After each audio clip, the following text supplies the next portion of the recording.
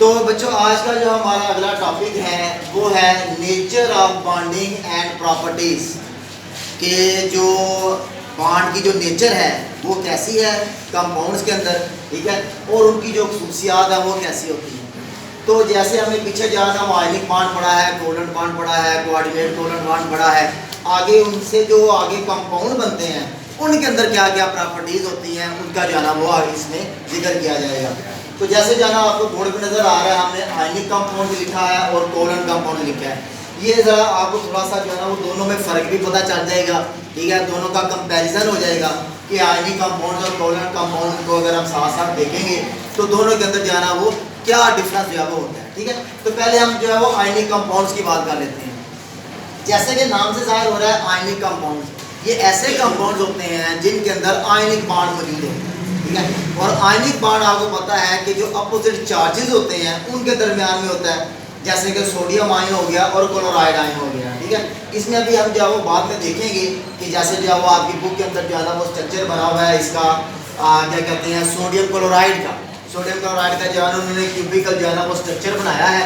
अगर उससे आपको जो है ना वो सारा बेहतर तौर पे अंदाज़ा हो जाता है कि जो आयनिक कंपाउंड्स होते हैं इनके अंदर एटम की जो है वो तरतीब कैसे होती है, ठीक है। तो यहाँ पे जो है ना वो मैं जल्दी से जो है ना वो एक क्यूब आपको जो है ना वो बना के दिखाता हूँ, तो उससे जो है ना वो आपको थोड़ा सा जो है ना वो बेहतर आइडिया होगा, ठीक है। ये इस तरह करके जो है ना वो हम एक क्यूब बनाने जा रहे हैं, ठीक है। ये इसके साथ ये इसके नीचे आ जाएंगे और ये जो है ना वो इसके साथ आएगा यहाँ पर, और इसके नीचे जो है ना वो एक डॉट मैंने यहाँ पे लगा दिया, ठीक है। इसको मैंने इसके साथ मिला दिया, इसको इसके साथ मिला दिया, ये मिला दिया, ठीक है। इस तरह मैंने जो है ना वो इसको मिलाया है, ये है और ये, ठीक है। उसके बाद इस लाइन को इसके साथ मिला दिया है, ठीक है।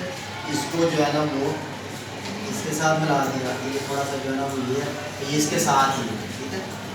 ये जो है ना वो ऐसे, और ये वाली जो है ना ये इसके पीछे है जो इसके साथ में, और ये भी जो है ना वो इसके साथ, ठीक है जी। उसके बाद जो है ना वो हम क्या करते हैं यहाँ पे जो है ना वो डार्ट लगाए, यहाँ पे डार्ट लगाए, यहाँ पे डार्ट लगाए, ठीक है। उसके बाद जहाँ डार्ट लगाए यहाँ है, ठीक है। फिर उसके बाद इसके नीचे यहाँ पे डार्ट लगाया, ये बिल्कुल इसके नीचे यहाँ पे लगाएंगे, इसके दरमियान में जो है ना वो ये बिल्कुल इसके सामने डाल लगेगा, ठीक है। तो इसको भी आप क्या करेंगे आपस में जो है ना वो मिला देंगे, ये मिल गया, ये मिल गया, ठीक है जी। और उसके बाद जो है ना वो ये मिल गया, ये इसको इसके साथ मिला दिया, ठीक है। और उसके बाद जो है ना वो ये इसके साथ मिल गया, और ये जो है ना वो ऐसे, ठीक है। और उसके बाद जो है ना वो ये अब क्या करना है हमने जो है ना वो दरमियान में ये जो है ना वो आप देखा ना ये क्यूब की शक्ल जो है वो बनती जा रही है, तो ये क्यूबिकल जो है ना वो डायग्राम बनती जा रही है। तो ये इस तरह करके जो है ना वो हम इसको जो है ना वो बनाएंगे, क्या कहते हैं कि इसके साथ यहाँ पे लगेगा डार्ट, ठीक है। और उसके बाद जो है ना ये स्ट्रक्चर ऐसे और ऐसे, ठीक है जी, और ऐसे ये स्ट्रक्चर जो है ना बीच में इस तरह करके, तो ये क्यूबिकल स्ट्रक्चर जो है ना वो अब हम इसमें क्या करते हैं वो यहाँ पे जो है ना वो क्लोरीन का एटम है, यहाँ भी क्लोरीन का एटम है, ठीक है। यहाँ भी क्लोरीन का एटम है, यहाँ भी क्लोरीन का एटम, बीच में क्या है सोडियम का एटम, यहाँ भी सोडियम का एटम, ठीक है। यहाँ भी सोडियम का एटम, यहाँ बीच में भी सोडियम का एटम, ठीक है। यहाँ भी सोडियम का एटम, हर जो क्लोरीन का एटम है सोडियम के एटम के साथ जो है ना वो घिरा हुआ है। यहाँ पर अगर क्लोरीन है तो यहाँ पे सोडियम है, ठीक है। यहाँ भी क्लोरीन है, यहाँ क्लोरीन है, sodium chlorine sodium chlorine sodium chlorine sodium chlorine sodium, ये पूरा जो है ना ऐसे जो है ना पूरे का पूरा क्यूब बनता है, ठीक है। तो इसको ऐसे क्यूब हम क्या कहते हैं क्रिस्टल लैटिस, क्रिस्टल हर उस कंपाउंड को कहते हैं जिसके अंदर एटम की खास तरतीब होती है।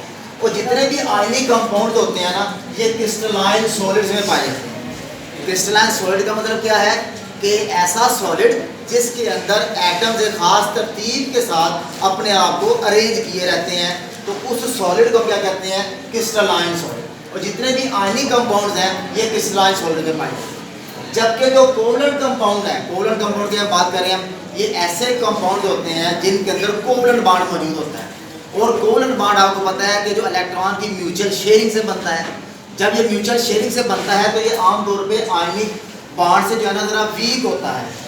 और आमतौर पे ये जो कोवलेंट कंपाउंड है ये मेटल्स और नॉन मेटल्स के दरमियान बनता है। जैसे कि हम देखते हैं जो है ना वो ये अपना क्या कहते हैं इसको, ये जो है ना वो आयनिक कंपाउंड जो होते हैं इनमें ये जो है ना वो मेटल और नॉन मेटल के दरमियान बनता है। जैसे सोडियम क्लोराइड हो गया, एक मेटल है एक नॉन मेटल है। ये जो कोवलेंट कंपाउंड है ये दो नॉन मेटल्स के दरमियान में बनेगा, ठीक है। जैसे कि आप देख रहे हैं हाइड्रोजन है, दोनों ही नॉन मेटल्स हैं। जैसे कि CO2 है, इसके अंदर कार्बन भी नॉन मेटल है, ऑक्सीजन भी नॉन मेटल है। कोवलेंट कंपाउंड नॉन मेटल्स के दरमियान बनेगा, आयनिक कंपाउंड एक मेटल और एक नॉन मेटल उसके दरमियान में बनेगा, ठीक है। अच्छा, अब पहला पॉइंट जब हम देखते हैं कि ये क्रिस्टलाइन सॉलिड्स हैं, ये जो है ना वो आमतौर पे इतने ज़्यादा जो है ना इनके अंदर क्रिस्टल स्ट्रक्चर मौजूद नहीं होता।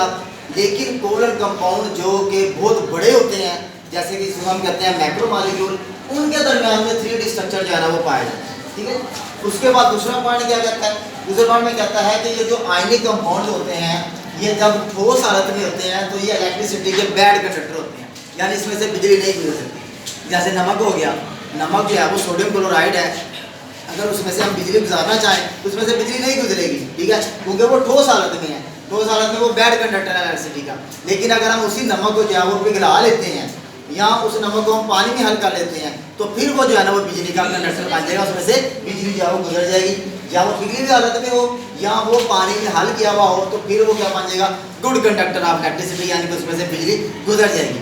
जबकि कोवलेंट कंपाउंड के केस में देखते हैं कि ये जो है ना वो बिजली के बैड कंडक्टर ही होते हैं, ठीक है। लेकिन जो इनके अंदर जो पोलर कंपाउंड्स हैं, यानी कि ऐसे कंपाउंड जिनके अंदर पोल मौजूद हैं, उनमें से बिजली जो है वो गुजर सकती है। लेकिन आमतौर पे जितने भी कोवलेंट कंपाउंड है उनमें से बिजली नहीं गुजर सकती। कोवलेंट कंपाउंड मसलन कौन सा है, मसलन HCl हो गया, HCl एक पोलर कंपाउंड है, उसके अंदर पोल मौजूद है ये कोवलेंट कंपाउंड लेकिन पोलर है, ठीक है। इसी तरह जो है ना अमोनिया है, ये भी कोवलेंट कंपाउंड है लेकिन ये पोलर है। इसमें से जो है ना वो बिजली गुजर जाएगी, लेकिन जो दूसरे बाकी जितने भी कंपाउंड हैं जो कि नॉन पोलर है उनमें से बिजली नहीं गुजर सकती।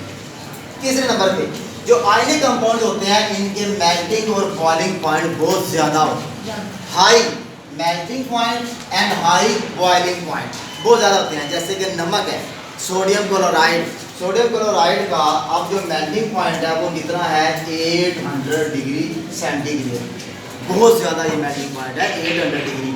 गर्मियों में अगर हम देखें हमारे यहाँ गर्मियों में टेम्परेचर जाता है 45, 46, 47, 48, 50 तक जाता है, क्या हालत होती है हमारी। तो ये कितना है 800 डिग्री, यानी कि आप समझ लें कि हम जो है ना ये जो चूल्हा है अगर हम इसके ऊपर थोड़ा सा नमक जो डालें उसके ऊपर डालना शुरू कर दें तो काफ़ी टाइम लगेगा, ठीक है। 800 डिग्री तक उसका टेम्परेचर जाएगा, ठीक है। वो तो हमारे पास ऐसे तो थर्मामीटर नहीं है अवेलेबल कि हम देख सकें कि आग का टेम्परेचर कितना होता है। होता तो काफ़ी है, आग का टेम्परेचर अच्छा खासा होता है, लेकिन अब वो तो भैया करेंगे तो पता चलेगा।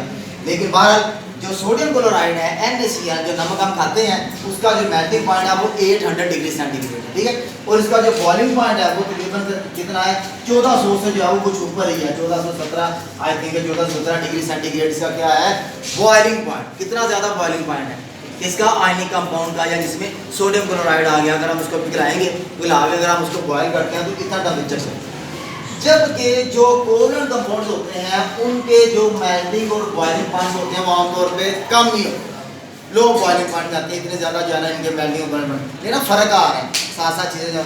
चौथे नंबर पे क्या है कि जो आयनिक कंपाउंड्स होते हैं ये आमतौर पे जो पोलर सॉल्वेंट्स हैं उनके अंदर ही हल होते हैं। पोलर सॉल्वेंट मसलन पानी हो गया, पानी क्या है पोलर सॉल्वेंट है, पानी H2O ये पोलर सॉल्वेंट है क्योंकि इसके अंदर भी पोल बने हुए हैं, negative pole positive pole, oxygen के ऊपर नेगेटिव चार्ज, हाइड्रोजन के ऊपर पार्शियल पॉजिटिव चार्ज। दूसरा टॉपिक पोलर और नॉन पोलर का, तो ये पोलर कंपाउंड है। तो जो आयनिक कंपाउंड होंगे ये पोलर सॉल्वेंट के अंदर जो है ना वो हल होंगे, ठीक है। जो नॉन पोलर होंगे उसके अंदर हल नहीं होंगे। जबकि जो कोवलेंट कंपाउंड हैं ये जो है ना वो क्या होते हैं, ये पानी के अंदर इनसॉल्युबल होते हैं।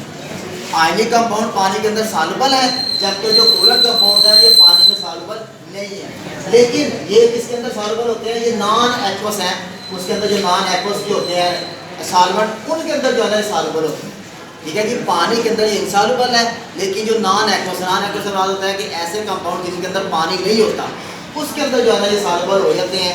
मतलब जैसे कि हो गया, जैसे कि बेंजीन हो गया, बेंजीन एक केमिकल है, वो अपना ही केमिकल है, यानी कि हम ये नहीं कह सकते कि वो पानी से मिलकर बना हुआ है, वो एक अलग तरह का केमिकल है। अब हम कहें पेट्रोल है, अब पेट्रोल को अगर आप पूछे ये पेट्रोल लगता तो माया ही है, लेकिन वो पानी तो नहीं है। हम ये भी कह सकते उसमें पानी है, अगर उसमें पानी मिक्स करेंगे तो वो पेट्रोल जो है ना, वो जब आप इसको डालेंगे किसी पाइप में या तो वो गड़बड़ करेगा, वो पेट्रोल इंजन सही तौर पे काम नहीं कर सकेगा, क्योंकि उसके अंदर पानी शामिल है, क्योंकि वो माया है। ठीक है, तो ये है तो माया हालत में, लेकिन पानी नहीं है। इनके अंदर जो कूलेंट कंपाउंड है वो क्या हो जाते हैं, सॉल्युबल होते हैं, हल हो जाते हैं। ईथर है, अल्कोहल है, ठीक है, ठीक है, इनके अंदर जो है ना ये हल होते हैं, लेकिन पानी में ये हल नहीं होते, जबकि ये जो कंपाउंड है ये पानी के अंदर जो है ना वो हल हो जाते हैं। ठीक है, एग्जाम्पल में अगर हम बात करें तो जो आयनिक कंपाउंड है इनके एग्जाम्पल में सोडियम क्लोराइड, आम खाने वाला नमक है, ठीक है, सोडियम बाइकार्बोनेट है जिसको हम बेकिंग सोडा कहते हैं, ठीक है, आम तौर पर जो है ना बेकरी के अंदर भी इस्तेमाल होता है, जिसको हम मीठा सोडा भी कहते हैं। चने वगैरह भी जो है वो उसको क्या करते हैं अपना गलाने के लिए जो है इस्तेमाल करते हैं। सोडियम हाइड्रोक्साइड है जो कि हम कास्टिक सोडा भी कहते हैं, जो कि ये जो होती है ब्लीचिंग पाउडर वगैरह या क्लीनर, ड्राई क्लीनर होते हैं जो कि मैल वगैरह कपड़ों से निकालने के लिए इस्तेमाल होते हैं, उनके अंदर इस्तेमाल होता है। मैग्नीशियम सल्फेट है, ठीक है, ये भी जो है ना वो केमिकल है जो कि मुख्तलिफ मकासद के लिए इस्तेमाल होता है। तो ये किसकी एग्जाम्पल्स हैं, आयनिक कंपाउंड्स की। ठीक है, उसके बाद जो कंपाउंड के अंदर क्या एग्जाम्पल आई थी, हाइड्रोजन है, H2 ये कोवलेंट कंपाउंड है, ठीक है, उसके बाद कार्बन डाइऑक्साइड है, सल्फ्यूरिक एसिड है, मीथेन है और ग्लूकोज है।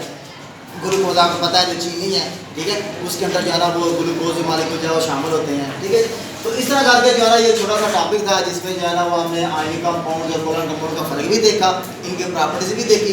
आयनिक कंपाउंड की एक मिसाल हमारे पास क्रिस्टल सॉलिड है जो कि क्यूब की शक्ल में पाया जाता है, जिसमें हर सोडियम आयन जो है ना वो एक क्लोराइड आयन के साथ जो है ना वो क्या होता है, जुड़ा हुआ। सिंपल अगर मैं कहूँ आपको तो इस तरह करते हैं। ठीक है, यहाँ पे अगर क्लोरीन है तो यहाँ पे सोडियम होगा, यहाँ पे क्लोरीन होगी तो यहाँ पे क्या होगा, सोडियम। यहाँ पे क्लोरीन है तो यहाँ पे सोडियम है, यहाँ पे सोडियम है तो यहाँ पे क्लोरीन है, ये सोडियम है तो ये क्लोरीन है, ये क्लोरीन है तो ये सोडियम है, sodium chlorine, sodium chlorine, sodium chlorine. इस तरह पूरा जो है ना ये एक मैंने क्यूब बनाया है। इस तरह करके ये सारे क्यूब एक तरह का स्ट्रक्चर मौजूद होते हैं, इसमें नमक है, ठीक है। तो इस वजह से ये क्योंकि ये आयन से मिलकर बनते हैं, इसलिए इनके मेल्टिंग और बॉइलिंग पॉइंट बहुत ज़्यादा होते हैं। इनके अंदर फोर्स ऑफ ट्रैक्शन बहुत ज़्यादा पाई जाती है, जिसकी वजह से इनके आयंस को अलग करने के लिए हमें बहुत ज़्यादा एनर्जी देनी है। ठीक है बच्चों, समझ आइए?